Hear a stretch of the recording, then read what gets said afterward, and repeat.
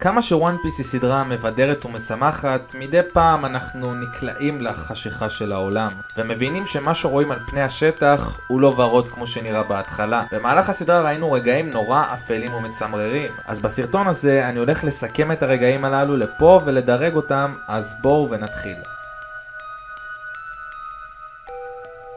במקום העשירי, טוטולנד. מדינה שלמה מרובה בכמעט כל הגזעים בעולם, חיים שם בהרמוניה עם בתים עשויים משוקולדים ומתוקים. נשמע כמו חלום, נכון? אך האמת קצת יותר מזעזעת. כל תושבי טוטולנד צריכים לתת חלק מתוחלת החיים שלהם לביג מאם בתור פרוטקשן, או יותר נכון חלק מהנשמה שלהם. לא יודע מה איתכם, לי זה נשמע די מטריד. במקום התשיעי, דופלמינגו וויולט. כאשר ויולט באה להתעמת עם דופלמינגו, ראינו שהיא מכנה אותו בתור דופי, כינוי שרק החברים הקרובים היו מכנים אותו, והוא מכנה אותה בתור ויולט במקום ויולה, מה שמראה על מערכת יחסים מיוחדת בין השניים, ולמעשה עוד הישר ב-SBS שהיה רומן בין השניים. בין נסיכת דרסרוזה אל השד השמיימי שגנב את הממלכה והביא את אביה ורצח את אחותה. קשה לדמיין את הרומן הזה בראש, וכן אני יודע מה אתם מדמיינים כרגע, את דופלמינגו נותן בראש לוויולט, ולא, זה לא משהו שהוא בסדר. במקום השמיני, הרגל של זב. אם צפיתם באנימה של וואן פיס, בטח אתם בטוחים שזף איבד את רגלו שנתקעה בהריסות הספינה, והוא חתך אותה עם העוגן של הספינה על מנת להציל את סנג'י. אך מצמרר. אבל לעומת מה שקרה במנגה זה מרגיש כמו משחק ילדים. במנגה לזף הייתה את הרגל שלו אחרי שהציל את סנג'י, והוא נסחף לסלע הבודד ההוא. הוא נותן לסנג'י את האוכל היחיד שהיה להם ונשאר לבדו. מגיע להחלטה שהוא לא מוכן למות, והוא תופס סלע ומרסק את הרגל שלו. כאשר סנג'י מתעמת איתו, הוא מבין מיד כי זף אכל את הרגל שלו כדי לשרוד. לסיכום, לא נעים.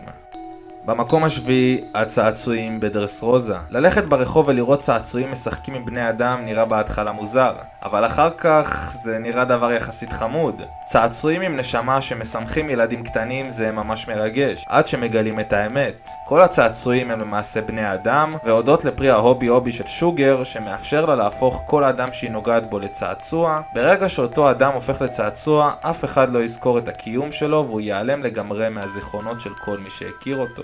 וככה הצעצועים רואים את בני משפחתם ואהוביהם מהצד, שאין להם שמץ של מושג שהם היו קיימים מלכתחילה. הדוגמה הקלאסית של קירו שהיה לוחם מפורסם בקוליסיאום והיה לו פסל ממש שמפאר אותו, ואחרי שהוא הפך לצעצוע אף אחד לא זכר מתי זה קרה, אם הוא היה אמיתי או האם הוא סתם איזה דמות מהאגדה.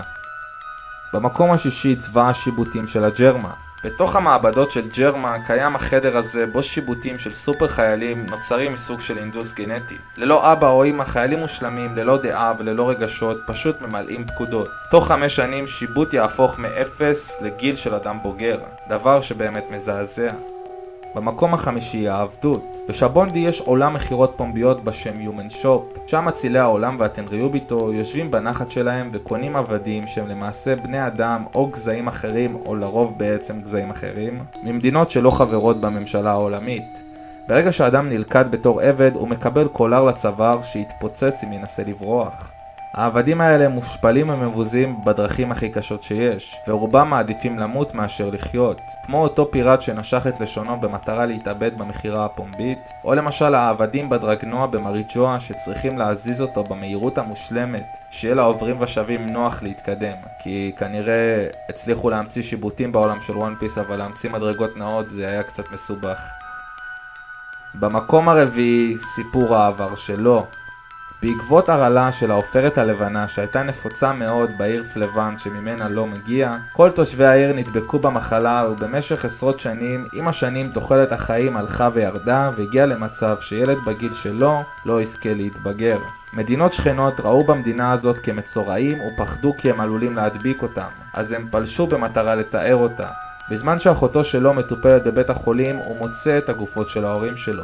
הוא בוחר ומתייסר, לא עובר זמן מה, שהוא מוצא את כל חבריו לכיתה, כל הילדים שהיו איתו בכיתה, ואת האחות הנזירה שוכבים מתים ללא רוח חיים אחרי שחשבו שיצליחו לברוח. ולקינוח הוא רואה את בית החולים עולה בלהבות, בידיעה שאחותו הקטנה והחמודה, שהיה צריך לשקר לה ולהגיד לה שהכל הולך להיות בסדר, נשרפת שם למוות.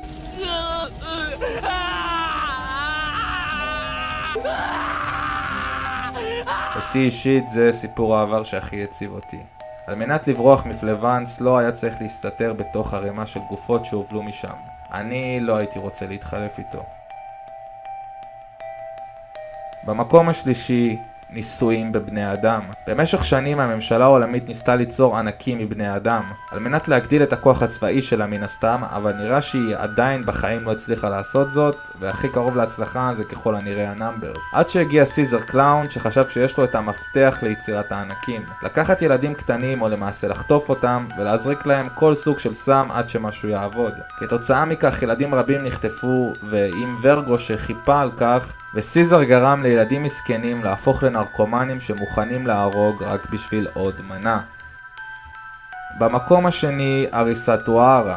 אוהרה היה איש שהיה בו את הארכיאולוגים הכי מקצוענים שקיימים, וגם עץ הידע שנשתה לפני 500 שנה שהוא מכיל בתוכו את הספרייה הגדולה בעולם. אך יום אחד נודע לממשלה העולמית שהחוקרים באותו אי מנסים לחקור את הפונגליפים ולגלות את מה שקרה במאה האבודה. הם שלחו לשם סוכנים על מנת לוודא זאת, וברגע שהם גילו שאוהרה למדה יותר מדי, הם נתנו הוראה לשרוף את האי לעפר. אלפי פצצות שנורו מספינות מלחמה לאותו אי עד שלא נשאר ממנו כלום, ורק ילדה אחת שהצליחה לשרוד, הודות לסגן אדמירל קוזן שהיה מספיק בן אדם להבין שמה שנעשה כאן הוא למעשה שגוי.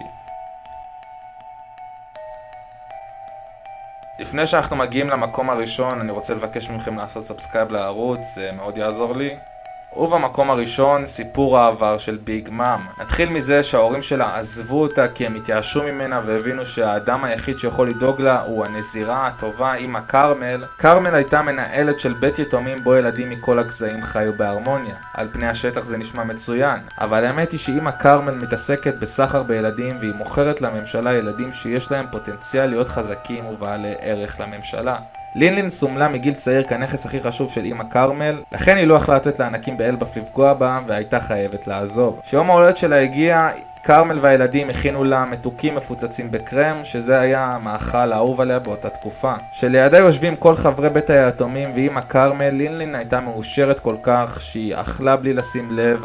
בסופו של דבר היא אכלה את כל בית היתומים, את אמא קרמל וגם את השולחן. אם חשבתי שהמנצ'ים שלי מוגזמים, אז אני שמח לדעת שיש יותר גרוע. כך למעשה פרי השטן של קרמל עבר לידיה של ביג מאם. ביג מאם עד היום לא מודעת למקרה הזה. והיא עד היום במחשבות על איפה כולם הלכו ממנה, ולמה למעשה אמא שלה, אמא קרמל היקרה, עזבה אותה. טוב חברים, זה היה הסרטון. אם אהבתם כמובן תעשו לייק, שייר וסאבסקרייב. עוד דבר, פתחתי שרת דיסקורד, אז אם בא לכם להיכנס ולדבר איתי על איזשהו נושאים, לשאול שאלות וסתם להכיר אנשים חדשים, אז תיכנסו ללינק בתיאור הסרטון, ועד אז נתראה בסרטון הבא.